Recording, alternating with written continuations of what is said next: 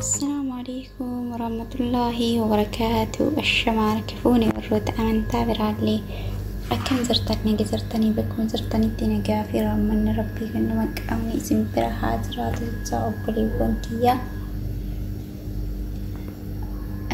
Har'a viidiyoo tokko hojjechuudhaaf qophaa'een jira. Akkuma argitan waan na barbaachisu qophaa'een jira, garuu waan na barbaachisu qopheeffadhee akkuma argitanii. Garuu viidiyootti kiyyaatitti taruun dura warroonni maatii naaf taatanii like, share, subscribe naaf gootanii hedduu filatoomaa. Galanni keessan bilisummaa haa ta'u. Warroonni maatii naaf hin ta'inis kottaa maatii naaf ta'a. Walumalee maal qabna isin jedha obboleewwan kiyyaa. Yoo akkuma argitanii har'a ruuzaa kaarootiidha foonuun walitti hojjechuu heda.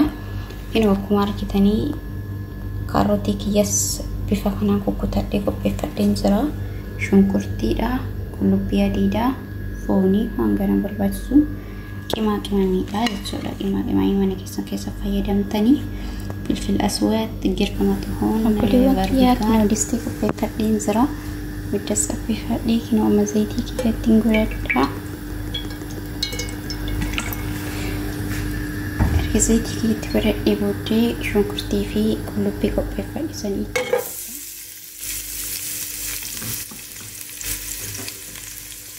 ammas hanga shunkurtii kiyyaa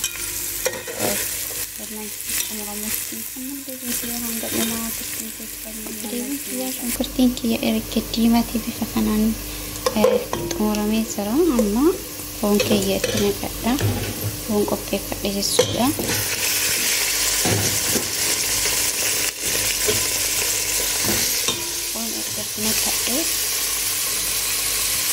Amma immoo qimamii qopheeffadhisanii isatti aanfadha jechuudha.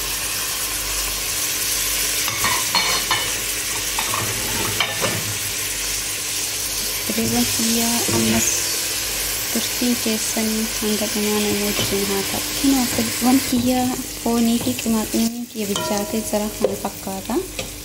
Amma immoo kaarootii isa qopheeffannee kana itti naqannaa jechuudha.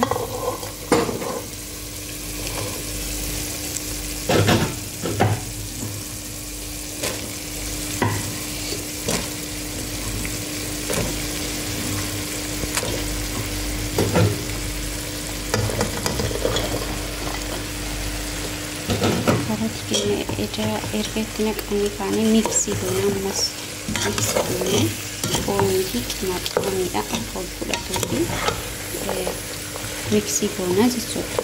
Ammas tokkoon keessanii obboleewwan kiyya amma miksii ta'ee lahamaa fi miksii ta'ee jira, xumuramee jira. Amma ruuza kiyya itti aanfadha.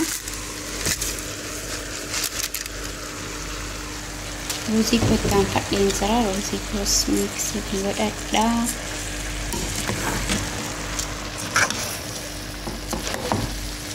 Miksiin godhadha. Ammas obboleewwan kiyya kinoo bilchaataa jira kana fakkaata.